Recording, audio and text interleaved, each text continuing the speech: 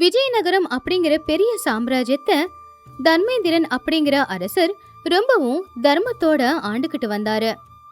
அந்த ராஜ்யத்துல பல அடுக்கு காவலோட அந்த ராஜ்யத்தோட கஜானா அறை இருக்கும். அந்த கஜானா அறைக்கு மட்டுமே இரும்பு கதவு 7 இருக்கும். யாராலையும் உடைக்க கூட முடியாத அளவுக்கு பித்தளை பூட்டு போட்டிருக்கோம். அந்த அறைக்குள்ள போற அனுமதி மகாராஜாவுக்கும் அவருக்கு கீழே இருக்கிற மகா மந்திரியாருக்கும், அதே மாதிரி அந்த கோட்டையோட மொத்த பாதுகாப்பையும் பாத்துக்கிற சேனாதிபதியான வீரையாவுக்கு மட்டும்தான் அனுமதி. இவங்க 3 பேர்கிட்ட மட்டும்தான் அந்த 7 கதவுக்கான சாவிகளும் இருக்கும். இப்படி இருக்கும்போது ஒரு நாள் ராத்திரி நேரம் மகா மந்திரியார் அவருடைய அறையில அமைதியா ஏதோ ஒரு விஷயத்த பத்தி யோசிச்சுக்கிட்டு இருந்தாரு. இந்த ராஜ்யம் பேருக்கு தான் செல்வ செழிப்பா இருக்கு. இந்த ராஜ்யத்தோட மந்திரி நானு. செழிப்பாவும் இல்ல, செல்வத்தோடவும் இல்ல. இந்த மகாராஜா தானம் தர்மம் அப்படிங்கிற பேர்ல கஜானாவில் இருக்கிற எல்லாத்தையும் மக்களுக்காகவே செலவு பண்ணிக்கிட்டு இருக்காரு. ஆனா இந்த ராஜ்யத்தோட மந்திரி நானு. மாதம் மாதம் வர்ற வருமானத்தை வச்சு தான் குடும்பத்தை நடத்தணுமா? இந்த கோட்டையோட கஜானாவில் இருக்கிற தங்கத்தையும் வைரத்தையும் பார்க்கும்போது இது எல்லாமே எனக்கு சொந்தமானா என்னன்னு ஆசை மனசுக்குள்ள வருது. ஆனா அந்த அறைக்குள்ள எப்படி போறது? பகல் நேரத்துல போனா யாருன்னா பார்த்துடுவாங்க.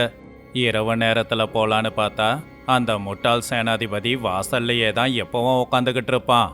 அவனை தாண்டி அந்த அறைக்குள்ள போகணும்னா நான் ஏதாவது யோசிச்சே ஆகணும் அப்படின்னு மந்திரி யோசிச்சுக்கிட்டு இருக்கும்போது அவருக்கு ஒரு ரகசியம் ஞாபகத்துக்கு வந்துச்சு. அந்த ராஜ்யத்தோட சேனாதிபதிக்கு ஒரு வித்தியாசமான வியாதி இருந்துச்சு. அது என்னன்னா, அவரு தூக்கத்துல நடப்பாரு.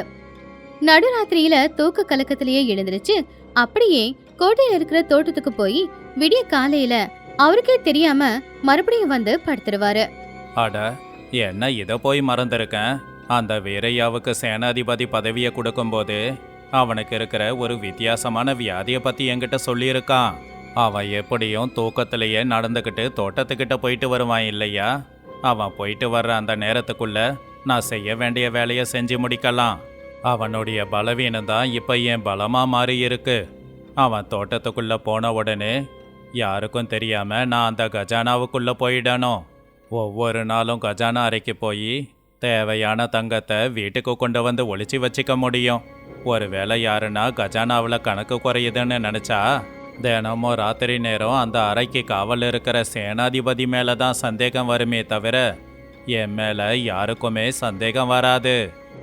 அப்படி நினைச்ச உடனேயே மந்திரி தினமும் ராத்திரி அன்னையில இருந்து சேனாதிபதி தூக்கத்துல நடந்து தோட்டத்துக்கு போற நேரம் யாருக்கு தெரியாம அந்த கோட்டையோட கஜானாவை திறந்து உள்ள போய் கொஞ்சம் கொஞ்சமா தங்கத்தை திருட ஆரம்பிச்சாரு. இப்படியே சில நாட்கள் போச்சு. ஒரு நாள் தங்கத்தை கவனிச்சுக்கிட்டு இருந்த சேனாதிபதிக்கு அது குறையிற மாதிரி தோணுச்சு. என்ன இது, ஒரு வாரத்துக்கு முன்னாடி இந்த பெட்டியில தங்க காசுகள் நிறைய இருந்துச்சே. ஒரு வாரமா மகாராஜா யாருக்கும் எந்த தான தர்மமும் செய்யல. மற்ற நாடுங்களுக்கு வரி கூட கட்டலையே. ஆனா பெட்டியில தங்க காசுங்க குறைஞ்ச மாதிரி இருக்கே. என்னை தாண்டி இந்த அறைக்குள்ள யாரும் வரவும் முடியாது. ராத்திரி முழுக்க நான் தானே இந்த அறைக்கு காவல் இருந்துகிட்டு இருக்கேன். அது மட்டும் இல்லாம இந்த அறையோட பூட்டு சாவி என்கிட்டையும் ராஜா கிட்டையும் மந்திரி கிட்டையும் மட்டும்தானே இருக்கு. நான் இது வரைக்கும் இந்த அறையிலிருந்து ஒரு தங்க காசை கூட திருடினதில்ல. மகாராஜாவுக்கு இங்கிருந்து எதையும் திருட வேண்டிய அவசியம் இல்லை. அப்படின்னா 3ஆவதா இருக்கிறது மந்திரியார் மட்டும்தான். அவரு இந்த அறைக்குள்ள எதுக்காக வரணும்? ஆனா அவருக்கு தான் வாய்ப்பு இருக்கு. அப்படின்னா அவரு ஏதாவது எடுத்திருப்பாரோ? இந்த விஷயத்த முதல்ல நான் மகாராஜா கிட்ட சொல்லி ஆகணும். இல்லனா இது பெரிய ஆபத்தாயிடும் அப்படின்னு சொல்லி சேனாதிபதி மகாராஜா தனியா இருக்கிற நேரமா பார்த்து அவரை போய் சந்திச்சாரு. மகாராஜா, நீங்க தனிமையில இருக்கும்போது உங்களை தொந்தரவு செய்யறதுக்கு என்ன மன்னிச்சிடுங்க. உடனே உங்ககிட்ட சொல்ல வேண்டிய, அதுலயும் ரொம்பவும் கவலைப்பட வேண்டிய விஷயம் ஒண்ணு வந்திருக்கு. நாளுக்கு நாள் நம்ம கஜானாவில இருந்து தங்க காசுங்க குறையுது. யாரோ அந்த தங்கங்களை திருடுறாங்க அரசே. சேனாதிபதி, என்ன சொல்லிக்கிட்டு இருக்கீங்க நீங்க? நம்ம ராஜ்யத்தோட தங்க காசுங்க திருடு போய்கிட்டு இருக்கா? அது எப்படி சாத்தியம்? நம்முடைய கஜானாவுக்கு பாதுகாப்பு ரொம்பவும் அதிகமாச்சே. அவ்வளவு பாதுகாப்பை தாண்டி யாரால திருட முடியும்? மகாராஜா, என்னோட சந்தேகமும் அதுதான். அந்த அறையோட சாவி ஒன்று என்கிட்ட, இன்னொன்று உங்ககிட்ட, அப்புறம் இன்னொன்று மந்திரி கிட்ட தான் இருக்கு. வேற யாராவது வந்தா பூட்டை உடைச்சிருப்பாங்க. ஆனா பூட்டுக்கு எதுவும் ஆகல. யாரோ சாவியை போட்டு தான் கதவை திறந்து அதுக்கப்புறம் தங்கத்தை திருடி இருக்காங்க. எனக்கு என்னமோ நம்ம மகா மந்திரி தான் இந்த வேலையை செய்கிறாருன்னு சந்தேகமா இருக்கு. சேனாதிபதி, என்ன பேசுறேன்னு தெரிஞ்சுதான் பேசுறியா? மகா மந்திரி என்னோட வலது கை போன்றவர். எங்க அப்பா காலத்துல இருந்து இருக்கிற நம்பிக்கையானவர். அவரால் இந்த ராஜ்யத்துக்கு எப்பவும் நன்மை மட்டும்தான் நடந்திருக்கு. அப்படிப்பட்டவர் நம்ம ராஜ்ய சொத்தை திருட அவசியம் என்ன? எப்படிப்பட்ட சாட்சியும் ஆதாரமும் இல்லாம அவர் மேல பழி போட உங்களுக்கு எவ்வளவு தைரியம்? நான் நினைச்சா இந்த நொடியே உங்க பதவியை பறிச்சு இந்த ராஜ்யத்தை விட்டு வெளியில விரட்டிடுவேன். என்னை மன்னிச்சிடுங்க மகாராஜா. நீங்க என் தலையை வெட்டினாலும் சரி, என் கண் முன்னாடி நடக்கிற அநியாயத்தை நான் பார்த்துக்கிட்டு சும்மா இருக்க மாட்டேன்.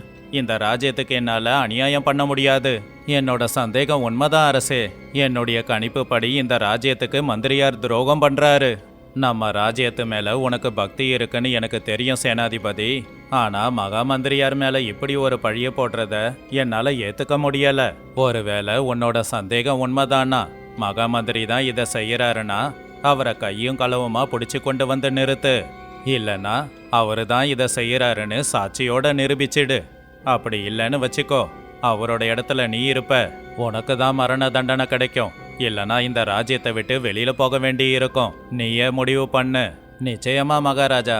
யாரு நம்ம ராஜ்யத்துக்கு துரோகம் பண்ணாலும் சரி, அந்த துரோகி யாரு அப்படிங்கிறத உங்க கண்ணு முன்னாடி கொண்டு வந்து நிறுத்துவேன். மகாராஜா சொன்னது கேட்டு சேனாதிபதி அவருடைய அறைக்குள்ள போய் எப்படி இந்த திருட்டை கண்டுபிடிக்கிறது அப்படின்னு யோசிக்க ஆரம்பிச்சாரு. தினமும் ராத்திரி நேரம் நான் தான் அந்த அறைக்கு முன்னாடி காவல் இருக்கேன். அப்படி இருக்கும்போது எப்படி என்னை தாண்டி அவரால் அந்த அறைக்குள்ள போய் தங்கத்தை திருட முடியுது? ஆமா, எனக்கு தூக்கத்துல நடக்கிற வியாதி இருக்கு. நான் தூக்கத்துல நடப்பேன் அப்படிங்கிறது மகா மந்திரியாருக்கு மட்டும்தான் இங்க தெரியும்.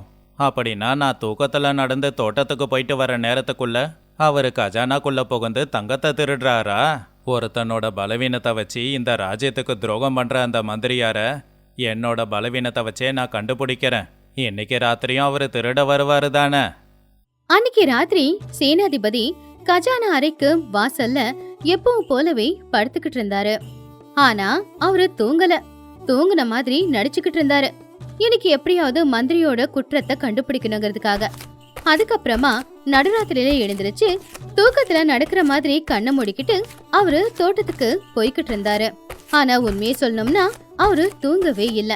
சரியா இதே வாய்ப்புக்காக காத்துக்கிட்டு இருந்த மந்திரியும் ரொம்ப சந்தோஷமா அவரு தூக்கத்துல நடந்து போறத பார்த்து, ஆஹா, சேனாதிபதி இன்னைக்கும் தூக்கத்துல நடந்துக்கிட்டே தோட்டத்துக்கு போயிட்டான். இவனுக்கு இப்படி ஒரு வியாதி இருக்கிறது எனக்கு நல்லதா போச்சு. கடவுள் ஒரு சில பேருக்கு தான் இப்படி ஒரு வியாதியை கொடுப்பாரு. இவனுக்கு இப்படி ஒரு வியாதி இருக்கிறதால தான் என்னால தைரியமா கஜானாக்குள்ள புகுந்து 2 படி தங்கமாவது கொண்டு வர முடியுது. சரி, போகலாம். மந்திரி ரொம்ப அமைதியா எந்த சத்தமும் போடாம யாருக்கும் தெரியாம கஜானா அறையோட போட்டு திறந்து கஜானாக்குள்ள போனாரு. கஜானா அறையில சின்னதா ஒரு விளக்க பத்த வச்சு அந்த வெளிச்சத்துல தங்கத்தை திருடிக்கிட்டு இருந்தாரு. ஆனா இது எல்லாத்தையுமே தூரத்துல நின்னு சேனாதிபதி பாத்துக்கிட்டு இருந்தாரு. கைய கழுவுமா மந்திரியாரு மாட்டினாரு அப்படிங்கறத சொல்றதுக்காக நேரா ராஜாவோட அறைக்கு போனாரு. மகாராஜா, மகாராஜா, தயவு செஞ்சு வெளியில வாங்க. என்ன சேனாதிபதி, இந்த நேரத்துல வந்து கதவை தட்டுறீங்க? எதிரி நாட்டு படைகள் எதனா வந்துகிட்டு இருக்கா? மகாராஜா, என்னை மன்னிச்சிடுங்க. நீங்க இப்படியே நடந்தே உடனே என் கூட வரணும். நேத்து நீங்க என்கிட்ட கேட்ட சாட்சி இப்ப கஜானாக்குள்ள இருக்கு. எனக்கு வந்த சந்தேகம் உண்மையா பொய்யான்னு இப்ப உங்களுக்கு தெரிஞ்சிடும். இப்பதான் மந்திரியாரு கஜானாக்குள்ள போனாரு. அவரு தங்கத்தை திருடுறத நீங்க உங்க கண்ணால வந்து பாருங்க. மகாராஜா அதை கேட்டு ரொம்பவும் ஆச்சரியமா சேனாதிபதி சொன்னது கேட்டு அவரு பின்னாடியே ராஜ்யத்தோட கஜானா அறைக்கு நடந்து வந்துகிட்டு இருந்தாங்க. வரும்போது அவங்க ரகசியமாவும் பேசிக்கிட்டு இருந்தாங்க. ஆனா கஜானா அறையில இருந்த மந்திரியாருக்கு யாரோ அந்த பக்கமா நடந்து வர காலடி சத்தமும் அதே மாதிரி யாரோ ரகசியமா பேசுற சத்தமும் கேட்டுச்சு. அதை கேட்ட உடனேயே அவரு உடனே யோசிக்க ஆரம்பிச்சிட்டாரு. அட, இந்த நேரத்துல கஜானா அறைக்கிட்ட யாரு நடந்து வராங்க? நடந்து வர்ற உருவங்களை பார்க்கும்போது மகாராஜா அப்புறம் சேனாதிபதியோட உருவம் மாதிரியே தெரியுதே. அப்படின்னா சேனாதிபதியோட தூக்கம் இவ்வளோ சீக்கிரம் தெளிஞ்சு போச்சா? இந்த நேரத்துல நான் இங்க இருந்தா நான் தான் திருடன்னு அவங்க கண்டுபிடிச்சிடுவாங்க. இப்பவே பின்வாசல் வழியா நான் இருட்டோட இருட்டா மறைஞ்சு போயிடுறேன். நான் ராஜா கிட்ட இப்ப மாட்டிக்கிட்டா என் வாழ்க்கையே நாசமாயிடும். மகா மந்திரியார் உடனே கையில இருக்கிற தங்கத்தை எல்லாம் அங்கேயே போட்டுட்டு கொஞ்சம் கூட சத்தமே செய்யாம அதே கஜானா அறையில இருக்கிற ரகசிய வாசல் வழியா வெளியில போயிட்டாரு. ஆனா அந்த கஜானா அறையில அப்படி ஒரு ரகசிய வாசல் இருக்கிறது அவரை தவிர வேற யாருக்குமே தெரியவும் தெரியாது. ராஜாவும் சேனாதிபதியும் 2 பேரும் அந்த அறைக்குள்ள வந்து பார்த்தப்போ அங்க தங்க காசுங்க கொட்டி கிடந்துச்சு. ஆனா அந்த இடத்துல திருடேன்னு சொன்ன மந்திரி யாரு இல்ல. அத பார்த்து ராஜாவுக்கு ஒண்ணுமே புரியல. மகாராஜா, அவர் இங்க தான் இருக்கணும்னு நான் நினைக்கிறேன். ஏன்னா கஜானா அறையோட கதவு திறந்திருக்கு பாருங்க. அவர் இப்பதான் நாம வர்றத பார்த்துட்டு தப்பிச்சு போயிருக்கணும் மகாராஜா. ஆனா சேனாதிபதி, நீங்க சொன்ன சாட்சி இங்க இல்லையே. கீழே தங்க காசுங்க விழுந்திருக்கிறது என்னமோ உண்மைதான். ஆனா தூக்க கலக்கத்துல என்னை எழுப்பி தேவையில்லாம இவ்வளவு தூரம் கூட்டிட்டு வந்திருக்கீங்க. அப்பதான் பின்வாசல் வழியா வெளியில போன மகா மந்திரி அவருக்கும் இதுக்கும் எந்த சம்பந்தமும் இல்லைங்கிற மாதிரி அப்படியே சுத்தி வந்து முன்வாசல் வழியா கஜானா அறைக்குள்ள போனாரு. அவரை பார்த்து ராஜாவும் ஆச்சரியப்பட்டாரு. மகாராஜா, இந்த நேரத்துல நீங்க இங்க என்ன பண்ணிக்கிட்டு இருக்கீங்க? எதனா பிரச்சனையா மகாராஜா? எனக்கு செய்தியை சொல்லி அனுப்பியிருந்தா உடனே நான் வந்திருப்பேனே. எதுக்காக கதவை திறந்து வச்சிருக்கீங்க?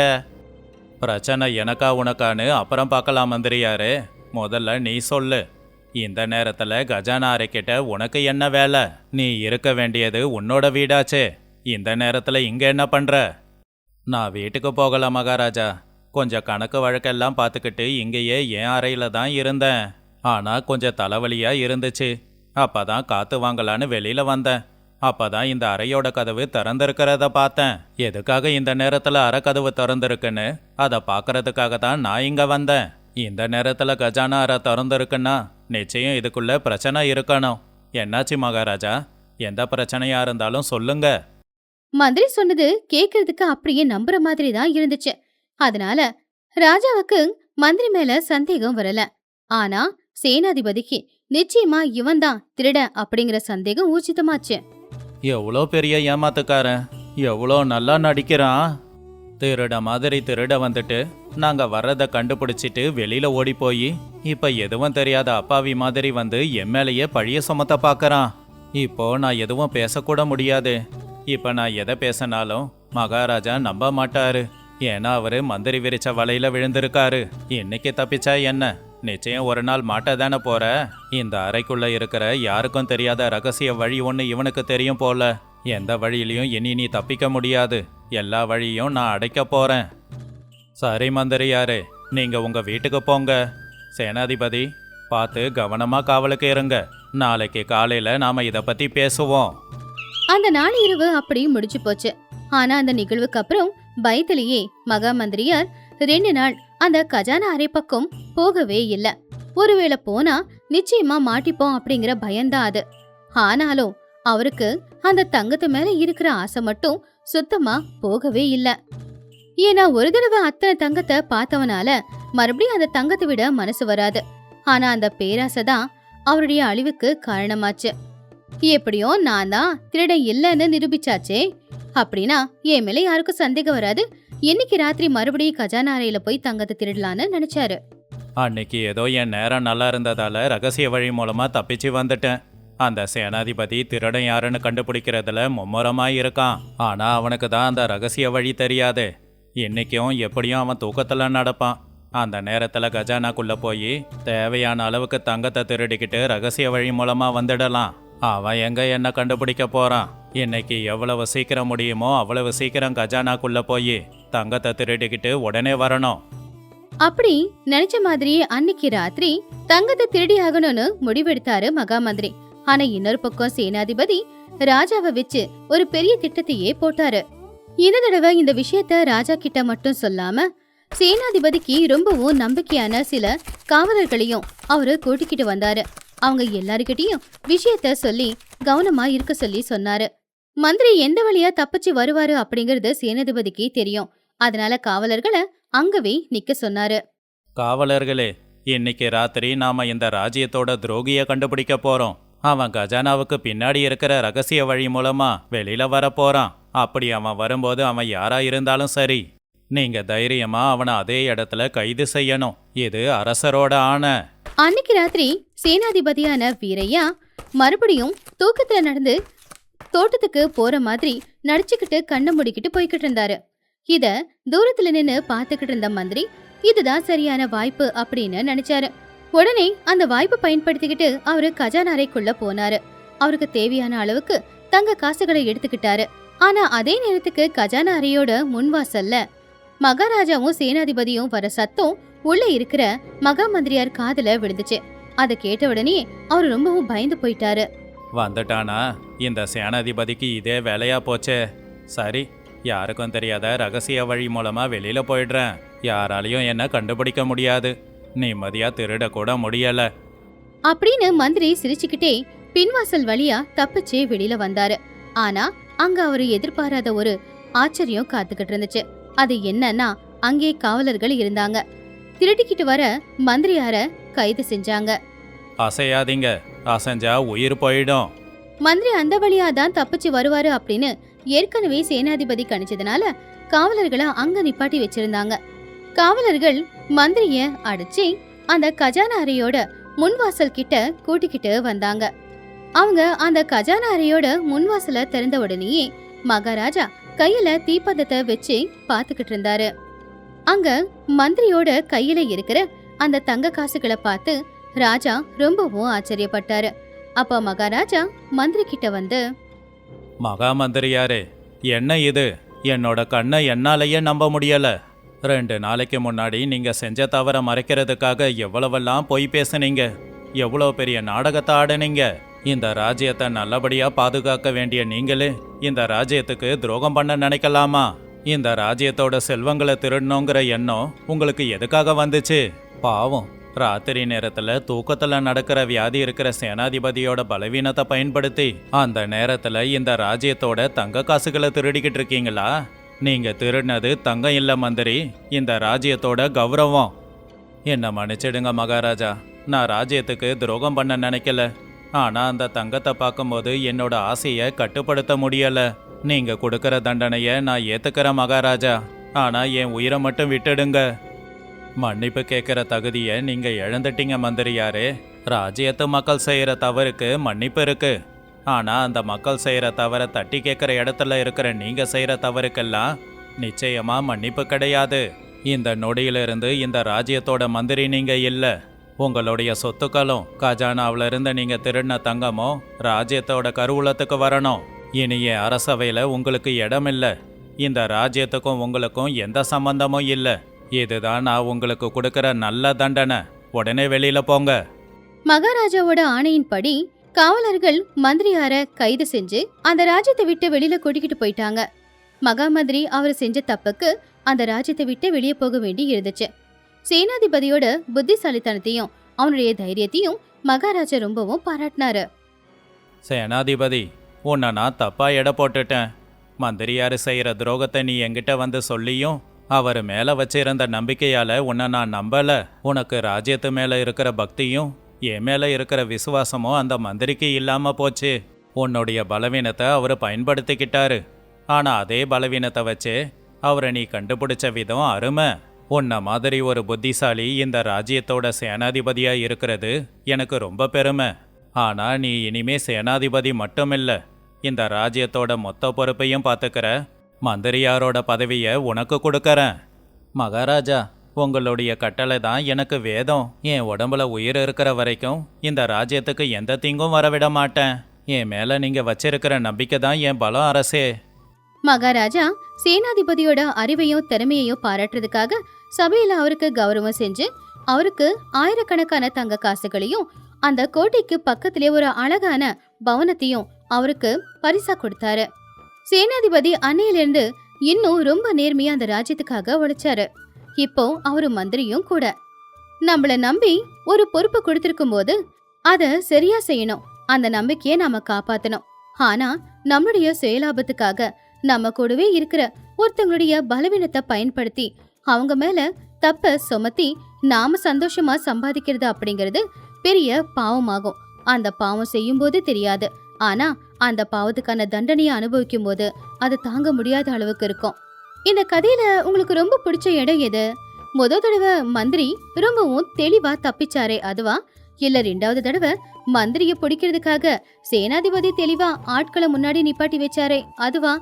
உங்களுக்கு என்ன பிடிச்சிருக்குன்றத நீங்க கமெண்ட்ஸ்ல வந்து சொல்லுங்க. கதையை பார்த்ததுக்கு நன்றி. சீதா நகரம் அப்படிங்கிற ஊர்ல ரொம்பவும் சோம்பேறியான சோமையாவும் கஷ்டப்பட்டு உழைக்கிற அவனுடைய மனைவி லக்ஷ்மியும் வாழ்ந்துட்டு இருந்தாங்க. 2 நாளா விடாம பெய்ஞ்ச மழையால விறகெல்லாமே நனைஞ்சு போய் அடுப்பேத்துறதுக்கு அங்க காஞ்ச விறகு ஒண்ணு கூட இல்ல. பாவம் அடுப்பு எரியாம புகையால லக்ஷ்மிக்கு கண்ணெல்லாம் எரிய ஆரம்பிச்சுது. அவ கையில இருந்த அந்த ஊதாங்குழல கீழே தூக்கி போட்டுட்டு இன்னும் தூங்கிக்கிட்டு இருந்த புருஷன் கிட்ட கோவமா வந்தா. ஏங்க ஏங்க கும்பகர்ண மாதிரி இன்னும் என்ன தூக்கம் உங்களுக்கு? எழுந்துறீங்க. ஊர்ல இருக்கிற அத்தனை ஆம்பளைங்களும் வயலுக்கு போய்கிட்டு இருக்காங்க. நீங்க என்னமோ இன்னும் நல்லா படுத்து தூங்கிக்கிட்டு இருக்கீங்க. அடுப்பு எரிய வைக்க காஞ்ச விறகு ஒண்ணு கூட இல்ல. எல்லாம் மழை தண்ணியில நனைஞ்சு போச்சு. சீக்கிரமா அந்த கோடாலி எடுத்துக்கிட்டு காட்டுக்கு போய் நல்லா காஞ்சிருக்கிற விறகா பார்த்து வெட்டி கொண்டு வாங்க. ஐயோ, காலங்காத்தால என்னடி இப்படி கத்திக்கிட்டே இருக்க? வெளியில அந்த கொட்டுது மழை. இதுல போய் என்ன விறகு கொண்டு வர சொல்றியே? என்னால முடியாது. எனக்கு உடம்பெல்லாம் வலிக்குது. அந்த பக்கத்து வீட்டு ரங்கையா கிட்ட கேட்டு 2 விறக வாங்கிட்டு வா. ஏன் பக்கத்து வீட்டுக்கும் நீங்க விறகு வெட்டி கொண்டு வந்து வச்சீங்களா? போய் கேக்குறதுக்கு ஆம்பளைன்னு சொல்லிக்க உங்களுக்கு வெக்கமா இல்ல? நான் 4 வீட்டுல 10 பாத்திரம் தேய்ச்சி உங்களுக்கு சமைச்சு போட்டுக்கிட்டு இருக்கேன். நீங்க சாப்பிட்டுக்கிட்டு இருக்கீங்க. இதுல எல்லாத்தையும் பக்கத்து வீட்டுக்காரங்க கிட்ட வேற போய் கேட்க சொல்றீங்க. எனக்கு கொஞ்சம் மான மரியாதை இருக்கு. சோத்துல உப்பு போட்டு சாப்பிடுறேன். என்னால அதெல்லாம் செய்ய முடியாது. ஒன்னு சொல்றேன் கேட்டுக்கோங்க. இன்னைக்கு விறகு எடுத்துட்டு வந்தீங்கன்னா தான் அடுப்பெரியும் சமைச்சு கொடுப்பேன். எல்லாம் நீங்க பட்னியா தான் இருக்க வேண்டி இருக்கும். அதுக்கப்புறம் நீங்களே யோசிச்சுக்கோங்க அப்படின்னு ஒரேடியா லக்ஷ்மி போட்டுல சோமையா பயப்பட ஆரம்பிச்சிட்டான். அவனுக்கு சோம்பேறித்தனம் எந்த அளவுக்கு அதிகம் இருந்துச்சோ சாப்பாட்டு மேல பிரியும் அதை விட அதிகம். வேற வழி இல்லாம கையில கோடாலியை எடுத்துக்கிட்டு விறகு வெட்டுறதுக்காக அவன் தலையில ஒரு துண்டை போட்டுக்கிட்டு காட்டுக்கு கிளம்புனான். மலையில கொஞ்சமா நனைஞ்சுக்கிட்டு சோம்பேறித்தனமா அந்த கோடாலியை எடுத்துக்கிட்டு மெதுவா மரத்தை வெட்ட ஆரம்பிச்சான். சி, நான் வாழ்றதெல்லாம் ஒரு வாழ்க்கை. எல்லாரும் பொண்டாட்டிய கைக்குள்ள வச்சுப்பாங்க. ஆனா நானு அவ பேச்ச கேட்டு இந்த மழையிலயும் விறகு வெட்ட வந்திருக்கேன். இந்த கோடாலி வேற இவ்வளோ கனமா இருக்கு. இத தூக்குனா நான் அப்படியே விழுந்துடுவேன் போல. பேசாம ராவோட ரவா பக்கத்து வீட்டுக்காரங்க விறக திருடி இருக்கலாம். இந்த கஷ்டமே இருந்திருக்காது. என்னோட கஷ்டம் எதிரிக்கு கூட வரக்கூடாது சாமி. சோமையா விறகு வெட்டிக்கிட்டு இருக்கும்போது சேத்து வழியில ஒருத்தன் நடந்துக்கிட்டு அவங்க வீட்டு பக்கமா தான் போய்கிட்டு இருந்தான். அவன் தான் சுப்பையா, லக்ஷ்மியோட கூட பிறந்த அண்ணன். சுப்பையாவுக்கு நிறைய சொத்து பத்தி இருந்துச்சு. பக்கத்து ஊர்ல அவன் பெரிய வட்டி வியாபாரி. ஆனா அவன் ரொம்ப பெரிய பிசினாரி. சொந்த தங்கச்சியோட வீட்டுக்கு வரும்போது எதுவுமே வாங்கிட்டு வராம 10 நாள் அங்க ஓசியில தங்கிட்டு போற ஆளு. கையில ஒரு கொடைய பிடிச்சுக்கிட்டு இன்னொரு கையில ஒரு பைய பிடிச்சுக்கிட்டு நடந்து வந்துகிட்டு இருந்தான். என்ன சோமையா, இவ்வளோ சீக்கிரமா வேலைய ஆரம்பிச்சிட்டியே? இந்த மழையில கூட விறகு வெட்டுறனா நீ உழைப்பாளி தான். நான் யாருன்னு தெரியுதா? உன் பொண்டாட்டி லக்ஷ்மியோட அண்ணன். ஒரு வேலை விஷயமா இந்த ஊருக்கு வந்தேன். இந்த ஊர்ல எனக்கு இருக்கிறது என் தங்கச்சி மட்டும்தானே. அதான் ஒரு வாரம் தங்கிட்டு போலான்னு வந்தேன். அடடே சுப்பையா மச்சான், நீதானா? வா மச்சான் வா. என்ன இந்த நேரத்துல வந்திருக்க? வெளியில இவங்க 2 பேரும் பேசிக்கிட்டு இருந்ததை பார்த்து லக்ஷ்மி எட்டி பார்த்தப்போ அங்க அவருடைய அண்ணன் நின்னுக்கிட்டு இருந்ததை பார்த்து அவ ரத்தம் கொதிச்சுது. கொஞ்ச நாளைக்கு முன்னாடி இப்படிதான் வந்து 10 நாள் அவங்க வீட்டுல தங்கி இருக்கிற அரிசி பருப்பு எல்லாம் தீந்து போச்சு. இந்த வீணா போனவன் மறுபடியும் வந்துட்டானா? பக்கத்தூர்ல லட்சக்கணக்கில் வட்டியில சம்பாதிக்கிறான். ஆனா தங்கச்சி வீட்டுக்கு வரும்போது வெறும் கைய வீசிக்கிட்டு வந்திருக்கான் பாரு. வெறும் பையன். இவெல்லாம் என் அண்ணன்னு சொல்லிக்கிறதுக்கே எனக்கு அசிங்கமா இருக்கு. இதுல இவன் இப்பவும் 1 வாரம் தங்குறேன்னு பேசிக்கிட்டு இருக்கானே. இவன் 1 வாரம் தங்குனா அதுக்கப்புறம் நான் 1 வருஷத்துக்கு கஷ்டப்பட வேண்டி வந்துரும். இருக்கட்டும், இந்த தடவை இவனா ஓடி போற மாதிரி இவனுக்கு பாடத்தை கத்து கொடுக்கறேன். சுப்பையா அப்பதான் உள்ள போய் கட்டில்ல உட்காந்துக்கிட்டு இருந்தான். இலவசமா 1 வாரம் சாப்பிட போறோம் அப்படின்னு நினைச்சு அவன் மனசுக்குள்ளேயே ரொம்ப சந்தோஷப்பட்டுக்கிட்டு இருந்தான். இந்த சோமையா ஒரு அப்பாவி. ஆனா என்ன பெரிய சோம்பேறி. என் தங்கச்சி ரொம்ப அருமையா சமைப்பா. இந்த 1 வாரம் நான் இங்க தங்கினா என் வீட்டுல அரிசியை மிச்சம் பிடிக்கலாம், அடுப்பெரிக்கிற விறகையும் மிச்சம் பிடிக்கலாம். தினமும் சுட சுட மீன் குழம்பு இலவசமா கிடைக்கும். அண்ணன் வீட்டுக்கு வந்தா கவனிக்க மாட்டாளா? வான, நல்லா இருக்கியா? ரொம்ப குளிரா இருக்குல்ல? இரு, குடிக்க தண்ணி கொண்டு வரேன். வெறும் தண்ணி மட்டும் எதுக்குமா லக்ஷ்மி? நான் பணக்காரனா இருந்தாலும் உங்களை மாதிரி ஏழைங்க வீட்டுல மோர் குடிக்க ஆசைப்படுவேன். போய் மோர் கொண்டு வாமா. அப்புறம் இந்த ஊர் ஆத்து மீனுனா எனக்கு ரொம்ப பிடிக்கும். இந்த மழைக்கு சுட சுட மீன் குழம்பு வச்சு சாப்பிட்டா அந்த சொர்க்கமே கண்ணுக்கு தெரியும். மீன் குழம்பு தானே, செஞ்சிடலாம் மச்சான், நீ உக்காரு. லக்ஷ்மிக்கு புரிஞ்சு போச்சு. இவனை இப்படியே விட்டுட்டா ஒரு வாரம் தங்கி கறியும் மீனுமா சாப்பிட்டு இவங்கள உண்டுலன்னு ஆக்கிடுவான்னு. அதனால அவ ஒரு திட்டத்தை போட்டா. ஏங்க, நீங்க அண்ணன் கூட பேசிக்கிட்டே இருங்க, நான் பக்கத்து வீட்டு வரைக்கும் போயிட்டு வரேன் அப்படின்னு சொல்லி சேத்துலயே நடந்துக்கிட்டு பக்கத்து வீட்டுல இருக்கிற ரங்கையா கனகம்மாவை பாக்குறதுக்காக போனா. ரங்கையா கனகா 2 பேரும் ரொம்ப நல்லவங்க. அவங்க திண்ணையில உக்காந்துக்கிட்டு இருக்கும்போது லக்ஷ்மி வந்து நடந்தத சொன்னா. அப்பதான் அவங்க வீட்டுக்கு அந்த ஊரோட கிராமாதிகாரி வந்தாரு. அவருக்கும் சுப்பையாவோட கஞ்ச புத்திய பத்தி நல்லாவே தெரியும். என்னம்மா லக்ஷ்மி, இந்த மழையில வந்திருக்கியே, உனக்கும் உன் புருஷனுக்கும் எதனா சண்டையா? எனக்கு என் புருஷனுக்கு சண்டை வரும் போகுங்கய்யா. ஆனா எங்க அண்ணன் வந்திருக்காரு.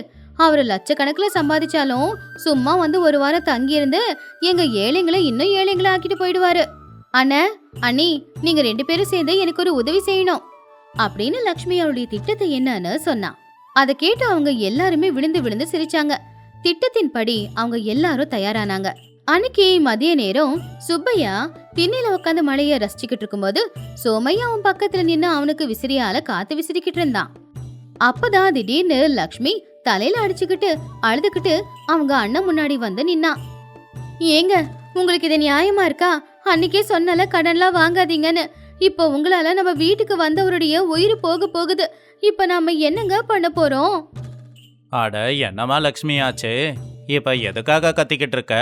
யாருக்கு என்ன ஆச்சு?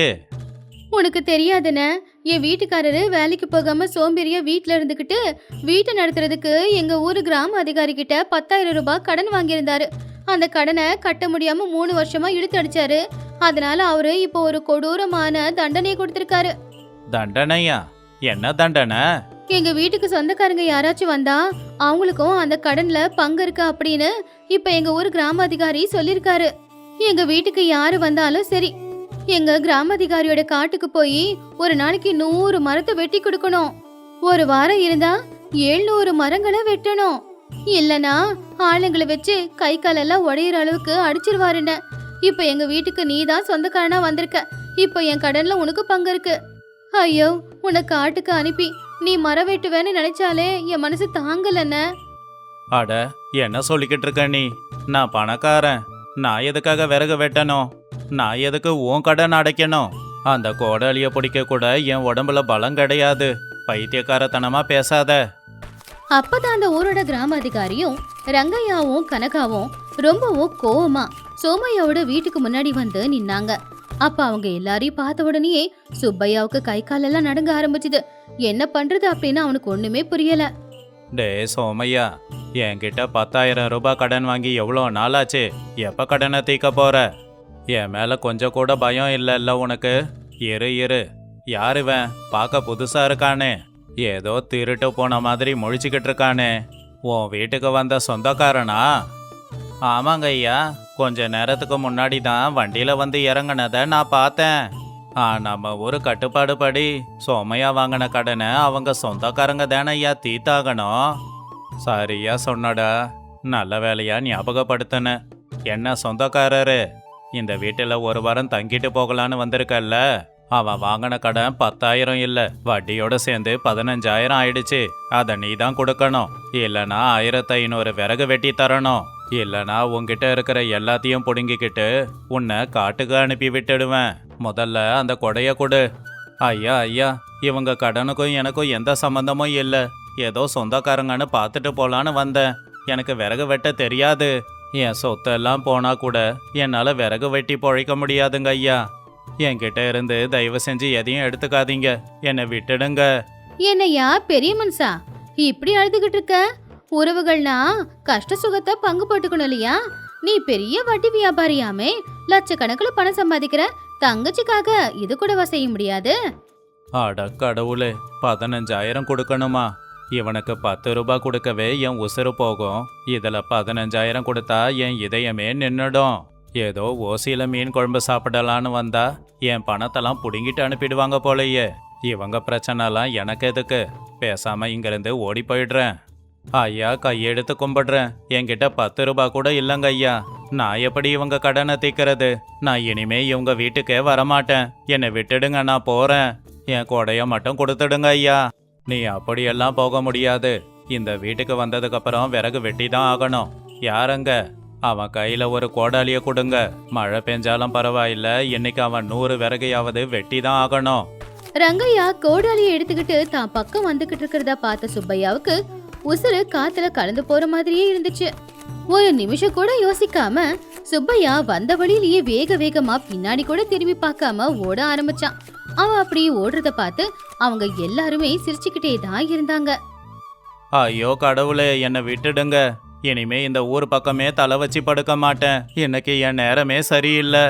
பாவம் வேகமா போனதுல சேத்துல கால் வச்சு வழுக்கி விழுந்து உடம்பெல்லாம் சேர பூசிக்கிட்டு, ஆனாலும் பரவாயில்லடா சாமி அப்படின்னு மழையில நினைஞ்சுக்கிட்டு அவன் எகிரி ஓடுறத பார்த்து எல்லாருமே மனசுக்குள்ள சிரிச்சுக்கிட்டு இருந்தாங்க. லக்ஷ்மியோட திட்டத்தையும் அவருடைய புத்திசாலித்தனத்தையும் எல்லாரும் மனசார பாராட்டினாங்க. பாத்தியா சோமையா, உன் பொண்டாட்டி எவ்வளோ புத்திசாலின்னு. அந்த சோமையாவுக்கு எல்லார் வீட்டிலையும் ஓசியில சாப்பிட்டுட்டு போறது தான் பழக்கம். அவனுக்கு பாடம் கத்து கொடுக்க நாங்க எல்லாரும் போட்ட நாடகம் தான் இது. உன் பேர்ல கடன் இல்லை, அவனை அனுப்பதான் இப்படியெல்லாம் செஞ்சோம். என்னை மன்னிச்சிடு லக்ஷ்மி. நீ எல்லாத்துக்காகவும் பக்கத்து வீட்டுக்காரங்க கிட்ட கை நீட்டி நிக்கிற. ஆனா நான் சோம்பேறியாவே இருக்கேன். என்னோட சோம்பேறித்தனத்தால தானே நீ இப்படியெல்லாம் நாடகமாடி வீட்டுக்கு வந்தவங்களை வெளியில துரத்துற நிலைமை வந்துடுச்சு. நான் சோம்பேறி அப்படிங்கறதால தான் உங்க அண்ணன் என்ன மட்டமா நினைச்சு இங்க தங்கிட்டு போக வந்தான். ஒருவேளை நான் கஷ்டப்பட்டு உழைக்கிறவனா இருந்தா உன் மேலையும் நம்ம வீடு மேலையும் அவங்களுக்கு கௌரவம் நிச்சயமா இருந்திருக்கும். இனி இந்த மழை இல்ல, இடியே விழுந்தாலும் கூட நான் கஷ்டப்பட்டு உழைக்க தான் போறேன். உனக்கு உடம்பு நிறைய நகைகளை என்னால போட முடியலனாலும் வயிறார சாப்பாடு நிச்சயமா போட முடியும். இனிமே நீ எதுக்கும் கவலைப்படாத. புருஷன் வாயில இருந்து அப்படி ஒரு வார்த்தை வந்தது கேட்டு லக்ஷ்மி உண்மையிலேயே ரொம்பவும் சந்தோஷப்பட்டா. ரங்கையா கனகா எல்லாருமே சோமையா கிட்ட வந்த மாற்றத்தை பார்த்து அவங்க 2 பேரையும் மனசார வாழ்த்துனாங்க. அப்படி அன்னையில இருந்து சோமையா லக்ஷ்மி 2 பேரும் ஒருத்தங்களுக்கு ஒருத்தங்க துணையா ஒரு புது வாழ்க்கையை தொடங்கினாங்க. ஆனா அன்னையில இருந்து சுப்பையா மட்டும் அவங்க ஊர் பக்கம் தலை வச்சு கூட படுக்கல. உறவுகள் மேல பாசம் இல்லாம வெறும் சுயநலத்தோட அவங்களுடைய சுய லாபத்துக்காக அவங்க உறவுகளோட வீட்டுக்கு வராங்க அப்படின்னா அவங்கள உறவுகளாவே நாம மதிக்கவே கூடாது. உறவுகள் அப்படிங்கிறது பாசம், அன்பு இதுக்காக ஏங்குறவங்களா இருக்கணும். அதை விட்டுட்டு அவங்க சுயலாபத்துக்காக நம்மள அவங்க பயன்படுத்திக்க பார்த்தாங்கன்னா அவங்கள விரட்டி அனுப்புறதுல எந்த தப்பும் இல்லை.